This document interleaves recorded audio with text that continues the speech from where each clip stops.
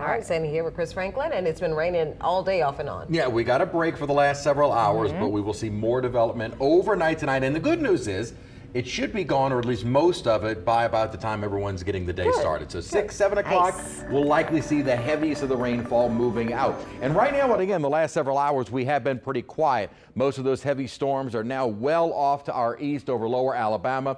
And we're watching, and I kind of mentioned this during the 6 o'clock newscast, we'll be watching the activity developing south of southwest Louisiana. So south of Lake Charles, south of Lafayette, because this is what will likely start moving our way during the overnight period. And the models have been indicating this, as well as possible development off the coast will start moving in overnight. Very difficult to figure out exactly when and how intense when there is nothing there now. Again, some showers starting to form, but so far they've been pretty light. And you notice these cloud tops are not very, very tall. So these are still fairly weak showers primarily, and really nothing has been developing to our south just yet. So we have to kind of wait and see what does start to develop as we, again, watch our computer model. Here are the showers south of Lake Charles. This model kind of a little bit more intense than they actually are. So something to keep in mind as we go through the after midnight hour, some showers popping up along the coastline, those showers moving a little closer and getting more intense and more numerous as we get closer to 2 a.m., 3 to 4 a.m., some heavy downpours setting up.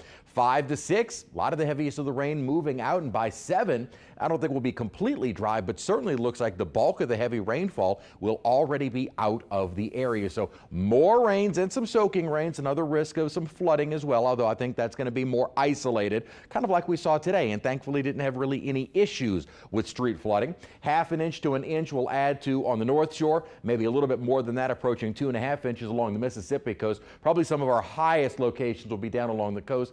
South of the city, river parishes to the city, probably another 1 to 2 inches. That is a very rough estimate. Some areas may see even more. 3 to 5 inches locally is very possible. Something interesting, though, the Storm Prediction Center still placing us under a somewhat of a risk of severe weather, but they have decreased it. They had us under a threat level 2, a slight risk. They have now removed that and just have kind of a low-end threat, mainly from gusty winds associated with any of the storms that do form. Right now, we actually have some higher clouds around, otherwise decent visibility, and 73 degrees for our current temperature. We're in the upper 60s, low 70s across most of the area at the moment. So more storms developing overnight and into early tomorrow morning. Then most of the day Thursday will be dry, less humid air moving in late Thursday, more so Friday and Saturday. Beautiful couple of days and staying dry for the entirety or mostly dry through Memorial Day. No development is expected out in the tropics. We are all quiet, and it looks like that will be the case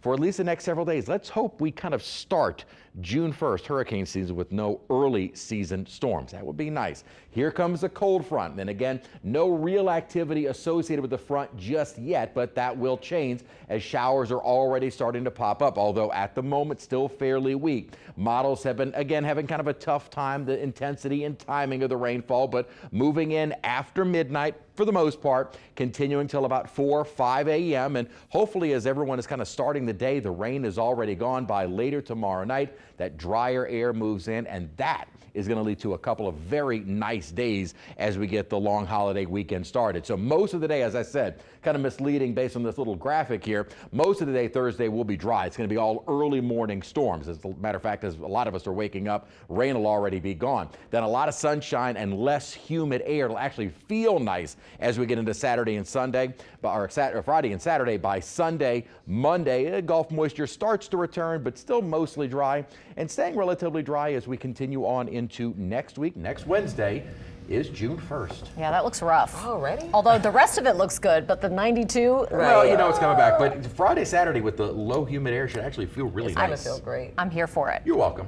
Yeah. Thank you. You blame me when it rains. Well, you ruined a pool party You today. did. You ruined one of the yeah, pool you parties. They could do it tomorrow. You almost I told ruined the second kids- one. I mean, told the kids they could do it tomorrow. And the Saints